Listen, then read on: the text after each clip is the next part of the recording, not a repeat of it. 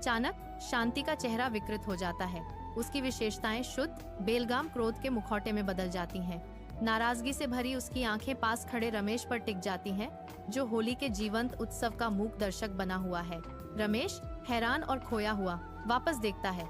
उसकी आंखों में अचानक उमड़ रहे तूफान से पूरी तरह अनिश्चित है। त्योहार के जीवंत रंग उसके भ्रम का मजाक उड़ाते हुए लगते हैं, क्योंकि वह उसके व्यवहार में आए बदलाव को समझने की कोशिश करता है।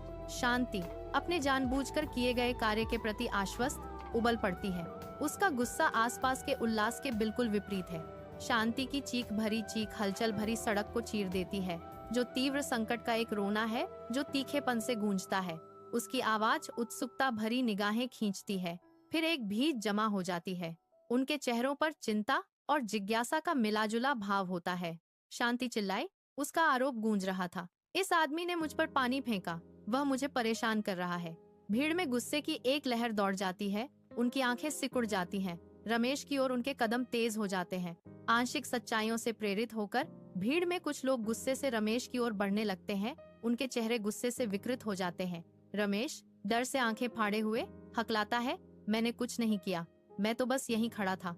क्रोध से विकृत चेहरों वाली उत्तेजित भीड़ अंदर घुस आती है, उसकी हताश दलीलों को अनसुना कर देती है। धक्का मुक्की हिंसा में बदल जाती है।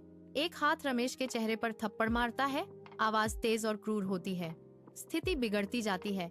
रमेश को जमीन पर गिरा दिया जाता है। उग्र भीड़ के बीच एक असहाय आकृति, एक क्रूर पिटाई होती है। भीड़ का गुस्सा उसके गिरे हुए शरीर पर फूट पड़ता है।